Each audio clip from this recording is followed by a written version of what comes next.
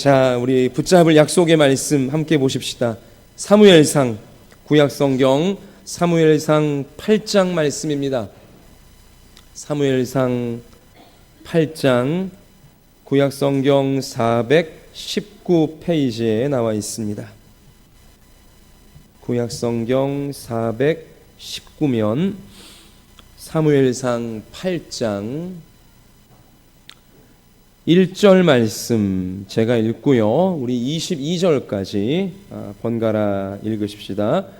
사무엘이 늙음에 그의 아들들을 이스라엘 사사로 삼으니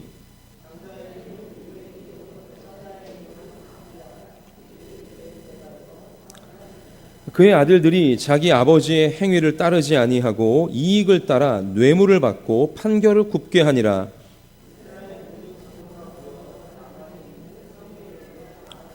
그에게 이르되 보소서, 당신은 늙고 당신의 아들들은 당신의 행위를 따르지 아니하니 모든 나라와 같이 우리에게 왕을 세워 우리를 다스리게 하소서 한지라.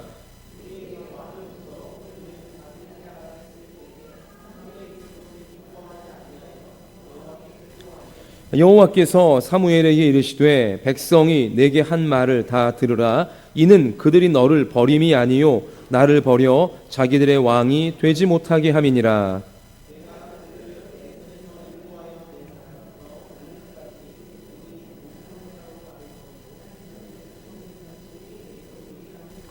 그러므로 그들의 말을 듣되 너는 그들에게 엄히 경고하고 그들을 다스릴 왕의 제도를 가르치라.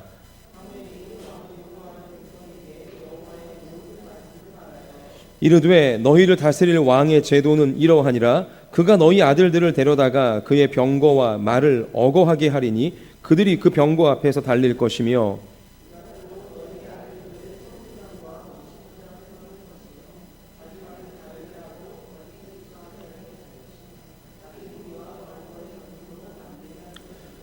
그가 또 너희의 딸들을 데려다가 향료 만드는 자와 요리하는 자와 떡 굽는 자로 삼을 것이며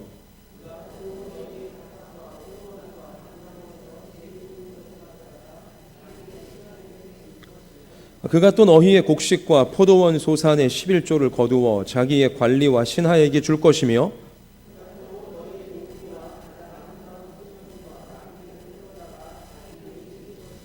너희의 양떼의 10분의 1을 거두어 가리니 너희가 그의 종이 될 것이라.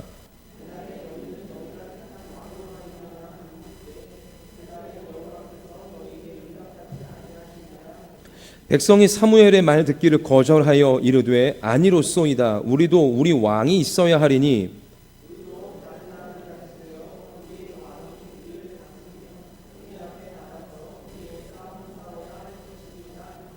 사무엘이 백성의 말을 다 듣고 여호와께 아뢰매 여호와께서 사무엘에게 이르시되 그들의 말을 들어 왕을 세우라 하시니 사무엘이 이스라엘 사람들에게 이르되 너희는 각기 성읍으로 돌아가라 하니라.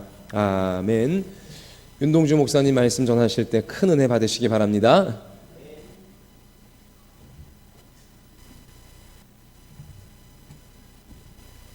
네, 여러분 반갑습니다. 네, 오늘 말씀 누가 왕인가라는 제목으로 우리 함께 은혜의 말씀 나누도록 하겠습니다. 우리 인간의 죄성을 보게 되면 여러분 그 근본은 결국 자기 중심이라는 데 있습니다. 자기 중심이란 말은 다시 말하면 내가 주인이고 내가 주도권을 가지고 있고 내가 다스리고 내가 왕이 되고자 하는 것입니다. 내가 모든 것에 중심이 되고 원하는 대로 하고 싶다는 것이 바로 자기 중심이라는 말이에요. 자, 이것은 그래서 우리 사람의 어떤 성품이나 성격이나 이런 거에 관계없어요. 성격이 강하고 무서운 사람이 자기 중심적이다. 꼭 그런 것이 아니라 아주 착하고 얌전하고 정말 누가 보더라도 좋은 사람 같지만 결국 우리 인간의 그 마음의 중심에는 자기 중심이라는 것이 자리 잡고 있다는 것이죠. 여러분도 아마 동감하고 있을 것입니다.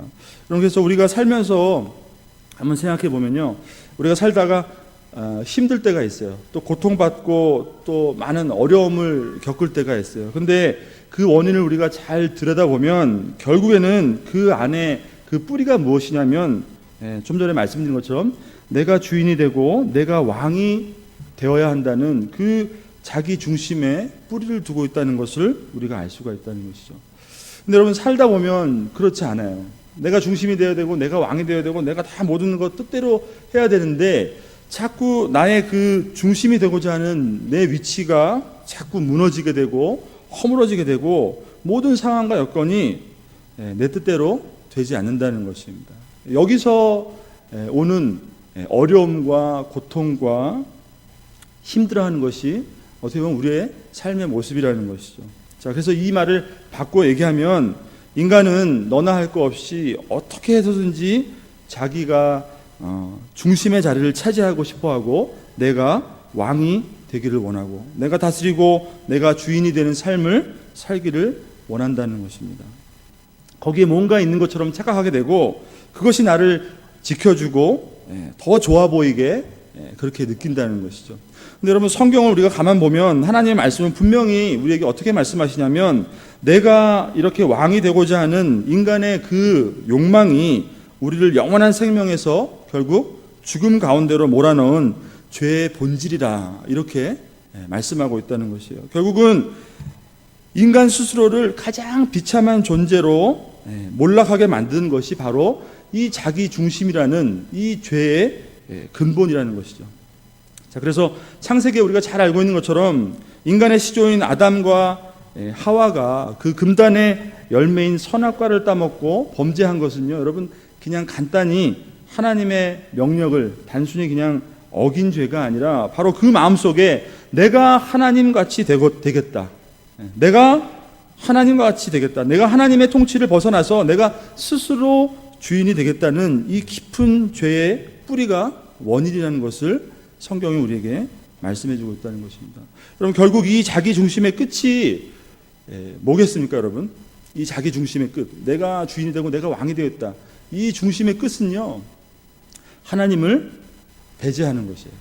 하나님을 내 삶에서 치워버리는 것이에요. 하나님 없이 내가 내 원대로 내가 주인이 돼서 살고자 하는 것이 바로 자기 중심의 끝이라는 것입니다. 자, 그러니까 아담 이후에 태어나는 저와 여러분, 우리 모두는 어떻게 하면 따르지 않을까? 어떻게 하면 순종하지 않을까? 어떻게 하면 내 뜻대로 되는가? 여러분, 왜 그럴까요? 내 안에 자기 중심을 버리지 못하기 때문에 그런 것이죠. 그리고 더 나아가서는 어떻게 하면 하나님 없이 내가 내 뜻대로 내 삶을 내가 원하는 나라를 만들어 살 것인가? 하나님 없이 어떻게 하면 살 수 있을까? 이것이 너무나 우리 눈에는 좋게 보인다는 것입니다. 여러분, 이것이 바로 아담과 하와 이후에 죄를 우리 마음에 품고 태어나는 저와 여러분, 우리의 모습이라는 것이죠. 여러분, 한번 생각해 보시길 바라요. 우리가 삶의 주인 되시는 예수 그리스도를 만나기 전에 내가 얼마나 철저하게 주인이 되어서 살았습니까? 그것이 마치 내가 살 길인 것처럼, 내가 가장 최선의 방법인 것처럼 내가 주인이 돼서 살았단 말이에요. 근데 그 끝은 어디였습니까? 결국은 죽음과 멸망이라는 것이죠. 하지만 우리가 구원받았다는 것은 무엇을 의미하냐면요, 이제는 주인이 바뀌었다는 것이에요. 내 삶의 주인이 바뀌었다는 것, 내 인생의 주인이 바뀌었다는 것입니다. 모든 주권을 하나님께 내어드린 것입니다. 내가 주인인 삶이 마치 전부인 것처럼 살았던 그러한 죄와 죽음의 저주로 묶여있는 우리를 하나님께서 이제는 우리 인생의 참된 주인이 되어주시고 우리를 다스려 주신다는 것입니다. 이것이 바로 구원이 가져다주는 삶의 의미라는 것이죠. 그러니까 여러분, 우리가 주인이 아니라, 내가 다스리는 것이 아니라 하나님이 주인 되시고 하나님이 다스려 주시는 그 인생 안에 모든 것이 있는 줄 믿으시길 바랍니다. 그래서 예수님도 이렇게 말씀하셨어요. 뭐라 말씀하셨냐면, 수고하고 짐진 자들아 다 내게로 오라, 내가 너희를 쉬게 하리라. 여러분, 내가 주인이 되는 것만큼 어리석고 가장 무거운 인생의 짐을 지고 사는 것이 없다는 것이에요. 주님은 그것을 우리에게 내려놓으라 이렇게 말씀하신다는 것입니다. 그리고 오히려 나의 멍에를 메라고 말씀하셨어요. 오히려 내 멍에는 쉽고 내 짐은 가볍다 이렇게 말씀하셨어요. 그러니까 여러분, 우리는 제 멋대로 그냥 내 뜻대로 사는 존재가 결코 아니라는 것이에요. 나 혼자 그냥 가는 것이 아니라, 내가 가고 싶은 길로 그냥 막 가는 것이 아니라, 우리의 모습은 주님이 메고 있는 그 멍에에 함께 메어서 그냥 주님이 가는 길에 따라가는 것이 그냥 우리의 존재라는 것을 믿으시길 바랍니다. 자, 그렇기 때문에 구원받은 저와 여러분이, 여러분, 가장 우리가 힘써 싸워야 할 것은 무엇인가라는 것을 생각해 보면 다른 것이 아니에요. 우리를 여전히 하나님과 근본적으로 단절시키고 죄와 사망으로 붙들리도록 우리를 유혹하는 그 죄의 본질, 내 중심, 내가 모든 것의 중심이 되려는 그 생각, 하나님 없이 내가 주인이 되려는 그 생각이라는 것이에요. 우리는 그것과 싸워야 한다는 것이죠. 자, 이러한 죄의 유혹으로부터 싸워서 또 이기고 자기를 버리고 나 자신을 부인하는 저와 여러분 되기를 주의 이름으로 축복합니다. 그것이 진정한 하나님 나라의 백성으로서 하나님의 온전한 통치를 받는 아주 중요한 길이라는 것이죠. 제가 이 말씀을 왜 드리냐 하면요, 오늘 우리가 읽은 이 8장의 내용의 중심 내용이 바로 여기에 관련되어 있어요. 오늘 말씀에서 보면은 이스라엘 백성들이 하나님에게 무엇을 요구했냐면 자신들을 다스려줄 왕을 허락해달라, 이렇게 요구했다는 것이죠.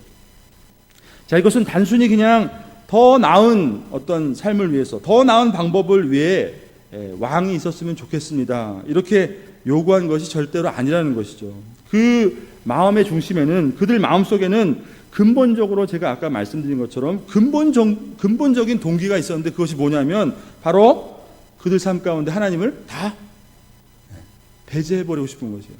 하나님 없이 내가 원하는 대로 내 삶을 만들고 싶은 그 죄의 근본이 있었다는 것이죠. 자, 여러분, 이것은 하나님 앞에 지금까지의 은혜를 모르고, 지금까지 하나님이 그들의 인도자 되어주시고 또 공급자 되어주시고 치료자 되어주시고 보호자 되어주셨는데, 하나님은 분명 이스라엘의 왕이셨는데 여러분, 다른 왕을 달라고 요구한 것입니다. 자, 우리가 잘 알고 있는 그 사사기 내용 우리가 몇 달 전에 묵상했는데요, 여러분, 분명히 이스라엘의 왕은 하나님이셨지만 사사기를 그 특징 짓는 그 말씀이 뭐였냐면, 이스라엘의 왕이 없으므로 사람이 각기 자기의 소견에 옳은 대로 행하였다, 이렇게 성경 말씀이 우리에게 말씀해 주고 있죠. 자, 그리고 오늘 이 마지막 사사의 말 끝자락을 달리고 있는 이 사무엘 시대 때 결국 이스라엘은 하나님에게 왕이 있음에도 불구하고 다른 왕을 요구했다는 것입니다. 여러분, 간단히 한번 생각해 보면 이것은 마치 어떤 것과 같냐면, 여러분, 우리 자녀가 있는데 지금까지 먹여주고 지금까지 입혀주고 길러준 아버지에게 아들이 이렇게 얘기하는 거예요. 아빠, 나는 아빠와 사는 것이 정말 숨이 막혀버릴 것 같아. 그죠? 아버지의 생각과 아버지의 가치관과 모든 인생관이 나하고는 맞지 않아. 이 집에 산다는 것은 분명히 내 인생의 손해인 것 같아. 그러니까 나 이제 나가서 혼자 살래. 이렇게 말하는 거랑 여러분 똑같은 거예요. 여러분, 젊어서 이런 생각 한 번도 해보지 않으셨어요? 저만 그랬습니까? 누구나 다 한 번쯤 생각해 볼 때가 있어요. 지금 고개를 끄덕끄덕 해주면서 아멘 하시는 분이 있는 것 같은데, 여러분, 근데 이것은 결국 아버지의 집이 얼마나 부유하고 아버지 안에 있는 것이 얼마나 참된 행복인지 알지 못하고 도리어 망하는 길이 뭔지 모르고 자기가 주인 되어 살겠다고 이렇게 뛰쳐나가는 무지한 우리 인생의 모습을 잘 보여주는 것이죠. 자, 그 마음의 중심에 뭐가 있냐는 것이에요. 바로 내가 당신 같은 아버지 필요 없고 내가 아버지가 되겠다는 것을 얘기하는 것이죠. 여러분, 반대로 아버지가 신세대 아들아, 너 같은 신세대하고 내가 도저히 생각을 맞춰 살 수 없으니 내가 집을 나가야 되겠다, 이렇게 하는 아버지 없잖아요. 그죠? 오히려 아들이 그렇게 얘기하잖아요. 아들이 아버지 같이 되고 싶다는 거예요. 내가 주인이 되고 내가 왕이 되겠다는 것입니다. 하나님을 벗어나 하나님이 없는 나라를 만들겠다는 그 죄의 본질이 그 마음속에 도사리고 있었다는 것이에요. 자, 그래서 하나님께서 오늘 이와 같은 백성들의 요구를 보시면서 말씀을 하시는데 뭐라고 말씀하시냐면요, 자, 7절 말씀 한번 우리 같이 읽어보겠습니다. 7절 말씀인데요, 시작. 백성이 내게 한 말을 다 들으라. 이는 그들이 너를 버림이 아니요 나를 버려 자기들의 왕이 되지 못하게 함이니라. 지금까지 그 사무엘 마지막 사사였던 선지자였던 사무엘이 백성들을 잘 다스리고 있었어요. 근데 사무엘 앞에 찾아와서 백성들이 얘기하는 거예요. 이제는 왕이 필요하다. 우리에게 왕을 달라. 어떻게 보면 사무엘은 굉장히 서운하고 가슴이 아팠을지 모르겠어요. 근데 하나님께서 말씀하시는 게 뭐냐면 너를 버린 것이 아니라 저 백성들이 바로 버젓이 이 하나님이라는 왕이 있는데도 불구하고 나를 왕이 되지 못하게 하는 것이다. 이렇게 말씀하고 있다는 것이죠. 자, 그리고 8절 말씀에 이어서 이렇게 말씀하고 있어요. 내가 그들을 애굽에서 인도하여 낸 날부터 오늘까지 그들이 모든 행사로 나를 버리고 다른 신들을 섬김같이 내게도 그리하는도다. 자, 결국 뭐냐면 여러분 왕을 달라고 요구했던 그 백성들의 이 태도를 무엇으로 하나님이 보고 계시냐면 다른 신들을 섬김같이, 그죠? 한마디로 하나님을 버리고 우상을 섬겼던 그 이스라엘의 모습을 말씀하고 있는 것이에요. 그러니까 다른 왕을 요구했던 것이 뭐냐면 우상을 섬기는 거랑 똑같은 연속 선상에 있음을 하나님께서 말씀해 주고 있다는 것입니다. 그러니까 하나님을 배반했다는 것을 말씀하고 있는 것이죠. 자, 여러분, 하나님을 떠나고 하나님의 다스림을 벗어난다는 것은 우리가 무엇을 알 수 있냐면 이것이 바로 우상을 섬기는 것과 똑같다는 것을 우리가 기억해야 된다는 것이죠. 여러분, 우상의 본질은 무엇입니까? 우상의 본질은 무엇이죠? 우리가 세상적인 가치를 위해 나의 욕망과 욕심이 만들어낸 대상이 바로 우상이에요. 우상은 원래 없었던 것인데 내 안에 있는 내가 원하는 것, 내가 주인이 돼서 내가 갖고 싶어하고 내가 추구하고 싶어하는 내 욕망과 욕심이 만들어낸 그 결과물, 대상이 바로 우상의 본질이라는 것이에요. 자, 그것이 내가 섬기는 것이고 그것이 나의 삶을 다스린다는 것은, 다른 말로 말하면 그것이 내 삶의 왕이라는 것은 내가 섬기는 왕이 그 문제를 해결해 주고 내가 섬기는 그 우상이 결국 내 욕망을 해소해 준다는 것을 말하는 것이에요. 그렇기 때문에 내가 그 우상을, 내 마음속에 있는 욕망이 내 우상을 만들어내서 그것을 왕으로 섬기겠다는 것이죠. 돈이 내 우상이고 돈이 내가 섬기는 왕이라는 것은 결국 내 안에 있는 욕심과 욕망이 그 돈이라는 왕을 만들어낸 것입니다. 왜 그렇습니까? 내 삶을 다 다스리고 내 삶의 문제를 그것이 다 해결해 줄 수 있다고 믿기 때문에 그런 것이에요. 그런데 여러분, 반대로 생각해 보면 우리가 정말 섬겨야 할 이 하나님, 진정한 참된 왕은 절대로 그렇지 않아요. 오히려 하나님 나라의 다스림은 세상의 생각과 가치관과 오히려 역행하고 하나님의 현실의 그 문제를 해결하시는 방법은 여러분 우리 생각과 너무나 다르다는 것을 우리는 말씀을 통해서도 알 수 있고 우리가 살아가면서도 경험할 수 있다는 것이죠. 오히려 우리의 생각과 우리의 욕심과 욕망을 꺾어야 하는 게 하나님의 말씀이고 하나님 나라의 방식이라는 것이에요. 그리고 하나님은 계속 우리에게 뭘 말씀하시냐면 지금이 중요한 게 아니라 나중에 다 더 좋은 거 주겠다고 말씀하시는 거예요. 지금 주는 게 아니라 나중에 다 내가 셈해 줄 테니까 나중을 기다려라. 이렇게 말씀하는 것이 하나님의 말씀이고 하나님 나라의 방식이라는 것이죠. 그러니까 여러분, 세상의 방식과는 너무나 다른 것이 하나님 나라 백성의 살아가는 삶의 모습이라는 것이죠. 자, 이스라엘 백성들이 자신들의 처해 있는 그런 당시의 상황과 여건들을 생각해 볼 때 아마도 자신들을 다스리는 왕이 있음으로 해서 얻어지는 여러 가지 유익이 있다고 생각했던 것입니다.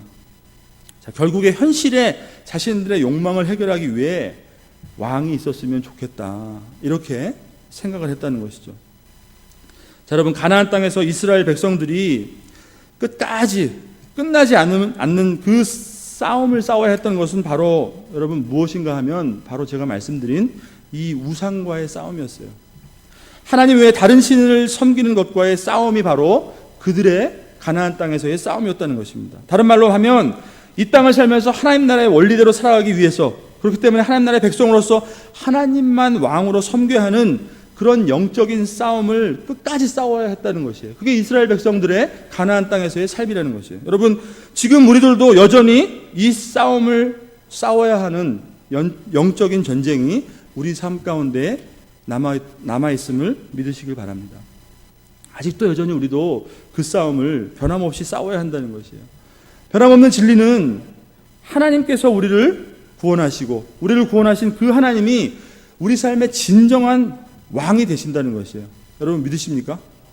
하나님이 왕이 되신다는 것이에요. 하지만 우리도 여전히 어떻게 보면 왕이 없어서 자기의 소견대로 살고 우리의 욕심과 욕망이 만들어낸 그 대상이 내 삶을 책임져 주리라고 생각하면서 하나님을 버려버리고 다른 왕을 섬기며 살 수 있다는 것입니다.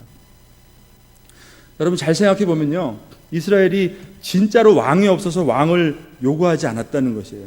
제가 말씀드린 것처럼 하나님이라는 진정한 왕이 있음에도 불구하고 왕을 요구했다는 그 실수를 한번 우리가 생각해 본다면, 여러분 똑같이 저와 여러분도 우리 삶 속에서 여전히 참되신 왕이 있지만 우리도 왕을 요구할 수 있다는 것이에요. 우리도 그렇게 살아갈 수 있다는 것입니다. 오늘 말씀 통해서 우리가 한번 무엇을 조심해야 되는가라는 것을 살펴보면요, 자, 첫 번째 뭐냐면, 자, 5절 말씀 한번 읽어볼게요. 5절 말씀 읽어보겠습니다. 시작.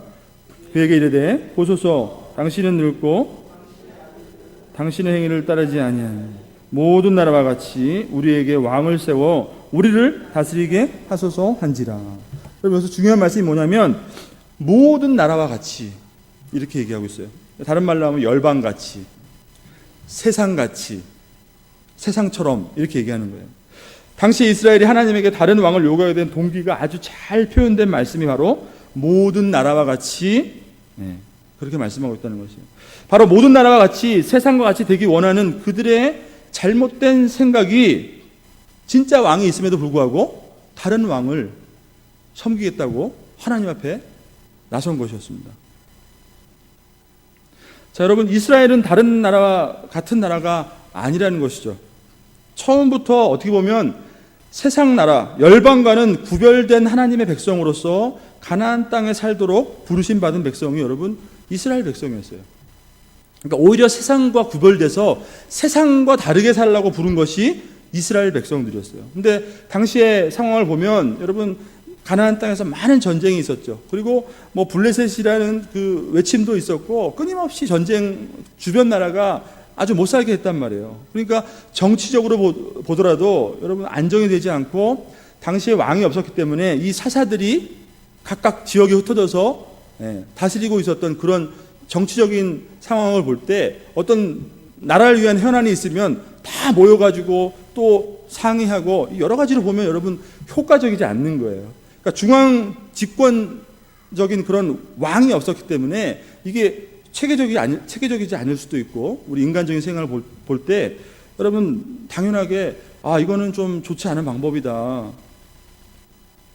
결국 세상의 방법이 더 좋아 보였던 것이에요. 세상의 방법이 그들을 구원해 주리라, 이렇게 더 그들은 생각했다는 것이죠. 여러분 마찬가지로 여러분 그리스도인이라는 것은 이런 것입니다. 이스라엘 백성들처럼 세상으로부터 구별되어 세상 속에 보냄받은 자들이 저와 여러분 그리스도인이라는 것을 믿으시기 바랍니다. 자, 그러니까요 여러분, 우리는 애초부터 세상과 다르게 세상과 다르게 살도록 구별되어서 하나님이 우리를 건져주셨다는 것이에요. 세상 속에 살지만 세상과는 다른 방법으로 살아가는 것이 바로 그리스도인이라는 것이에요. 자, 그럼에도 우리가 이 땅을 세상적인 가치와 세상적인 기준만으로 우리가 바라보고 살아간다면 여러분, 우리도 잘못하면 하나님이 계시지만, 하나님의 방법이 있지만, 하나님의 다스림이 있지만 여러분 그거 못 기다리는 것이에요. 우리도 다른 왕을 요구하는 것처럼 다른 것을 의지하고 다른 것을 붙들고 그것이 마치 나를 구원해주고 내 삶의 문제를 해결해 줄 것처럼 하나님을 버리게 된다는 것입니다. 하나님은 처음부터 이스라엘의 왕을 준비하지 않은 것이 아니에요. 우리가 잘 알고 있듯이 예수 그리스도를 통해서 참된 하나님의 나라를 이루는 것이 하나님의 본래의 계획이셨어요.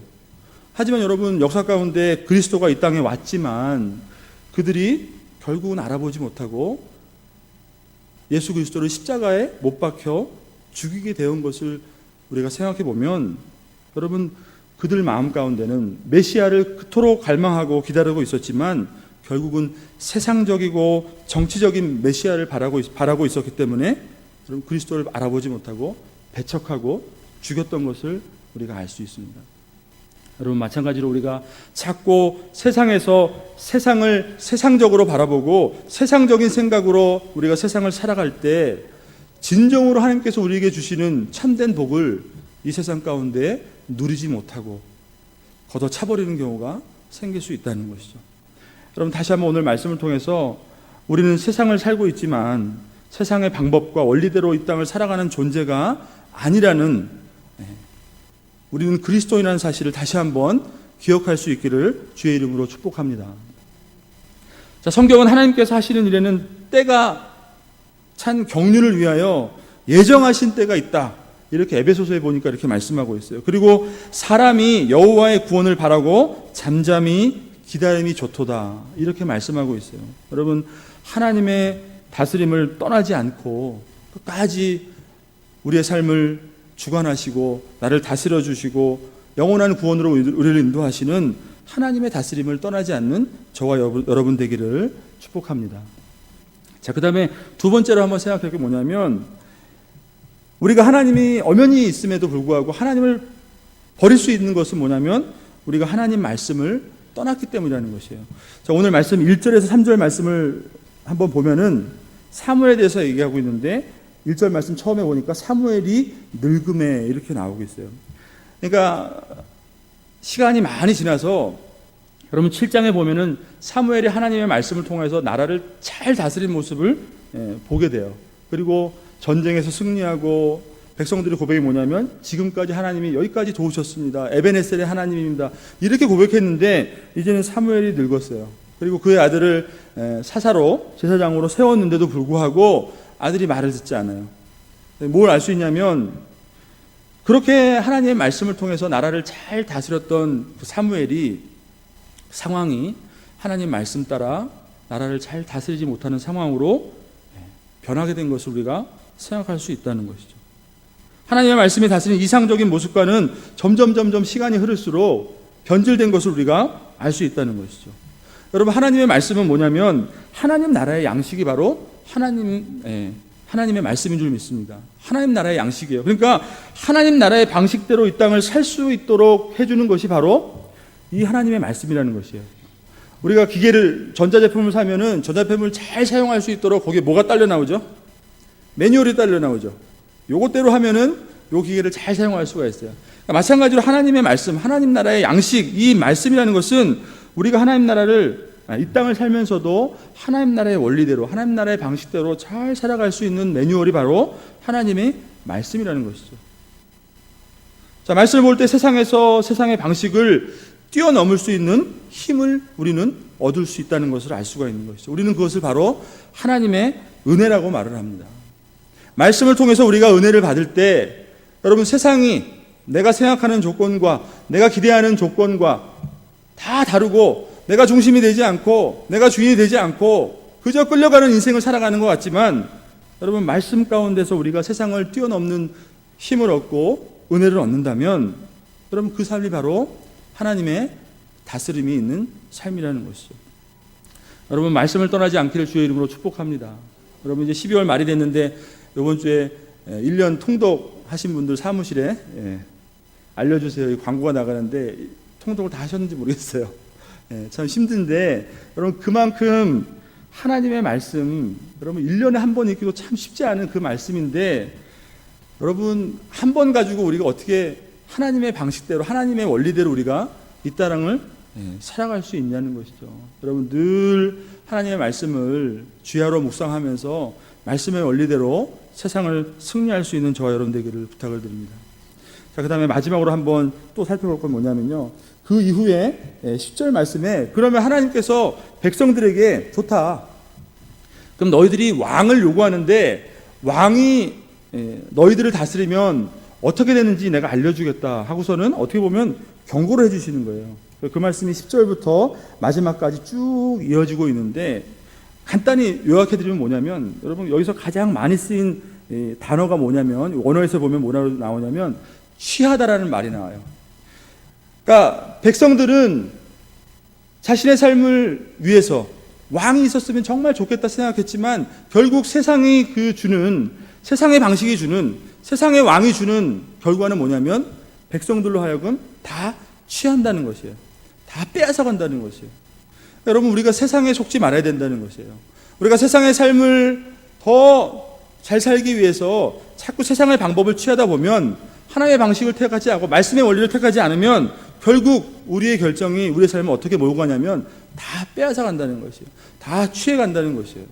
아들을 데려가고 딸을 데려가고 11조를 걷어가고 다 결국 뭐라 말씀하시냐면 17절에 너희가 그의 종이 될 것이다.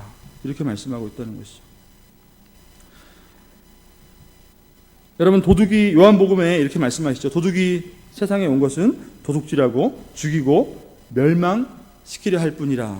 그죠? 그리고 예수님이 내가 온 것은 양으로 생명을 얻게 하고 더 풍성히 얻게 하려 하는 것이다. 이렇게 말씀하고 있다는 것입니다. 여러분 십자가에서 물과 피를 다 쏟으시고 아들까지 내어주신 우리 주님이 우리를 위해서 무엇을 더 못 주시겠냐 이렇게 로마서에서 말씀하고 있는 것을 보게 되죠. 여러분 세상의 방법을 따라가는 것이 아니라 여러분 나의 삶의 주인 되시고 진정한 왕이 되시는 그 주인을 따라갈 수 있는 저와 여러분 되기를 축복합니다. 자, 근데 놀랍게도 이렇게 왕을 요구한 백성들에게 답은 세상의 왕이 아니잖아요. 근데 그러면 하나님이 절대로 안 된다. 왕을 주면 안 된다. 여러분 이렇게 하셔야 될 것 같은데 오늘 참 우스운 것이 결론의 22절 말씀에 보면요. 여호와께서 사무엘에게 이르시되 그들의 말을 들어 어떻게 해요? 왕을 세우라. 이렇게 말씀하셨어요. 그렇게 좋지 않은 건데도 불구하고 그들이 잘못 요구하는 건데도 불구하고 그게 죄의 근본으로부터 출발한 것임에도 불구하고 하나님이 허락하신 거예요. 왕을 세우신 거예요. 여러분 이유가 무엇이겠습니까? 우리 인간의 육신의 부모는 아까 말씀드린 것처럼 나 아버지 떠나서 집 밖에 살래요. 그러면 우리는 금이야 옥이야 너가 어디서 나가서 사냐 나랑 같이 살아야지 안전하지 우리는 붙잡을지 모르겠는데 하나님은요 내보내시는 거예요. 탕자의 비유에서 나오죠. 하나님 나가시라고 그랬어요. 재물까지 다 주시고 나가 살라고 그랬어요. 여러분 왜 그러시죠? 나중에 결국에는 그것이 잘못된 것임을 깨닫게 아시고 진정한 참된 왕을 내 삶의 진정한 왕이 누구이며 그 삶을 위해서 오신 너의 진정한 왕을 갈망하도록 만들기 위해서 하나님이 왕을 세우게 하셨다는 것이죠. 여러분 그렇기 때문에 하나님은요 우리가 원하는 것 설령 내가 잘못된 길을 택하더라도 하나님이 끝까지 가로막으시고 이건 절대로 안 된다 이렇게 하시는 분이 아닐 수도 있다는 것이에요. 그러니까 내가 내 고집대로 내가 왕이 되어서 내 중심을 버리지 못하고 나를 부인하지 못하고 내가 잘못된 선택을 살아가도 여러분 어쩌면 하나님 우리에게 그 길을 허락하실지 모른다는 것이죠. 그러니까 우리가 잘못 착각하면 안 된다는 것이에요. 끊임없이 오늘 하나님께서 이 백성들에게 너에게 세상 왕이 허락되면 어떠한 결과가 나타나는지 경고하셨던 것처럼 여러분 우리가 끊임없이 우리 삶을 점검하면서 잘못된 길을 깨닫고 다시 주님 품으로 돌아가야 된다는 것을 오늘 말씀을 통해서 우리가 깨달을 수 있다는 것이죠. 여러분 이제 말씀을 정리하고 마치겠습니다. 여러분 분명한 진리는 하나님이 나를 구원하셨고 나를 구원하신 하나님이 우리의 진정한 왕이라는 사실입니다. 여러분 믿으시길 바랍니다. 자 그렇기 때문에 나를 구원하신 그 하나님이 내 인생을 책임져 주시고 내 인생을 인도하시는 분이라는 것이에요. 그렇기 때문에 결국 때로는 내 삶이 내가 원치 않는 삶의 방향으로 그리고 당장 내가 지금 다른 방법으로 살아야 내 삶이 구원받을 것 같지만 여러분 그것은 우리의 생각이고 하나님의 방법이 아니라는 사실입니다. 우리가 끝까지 하나님의 구원을 기다리고 내 삶의 참된 왕이신 예수 그리스도를 내 삶의 주인으로 여기고 끝까지 말씀 따라 순종함으로 하나님의 뜻을 이루어가는 저와 여러분 되기를 주의 이름으로 축복합니다. 기도하겠습니다.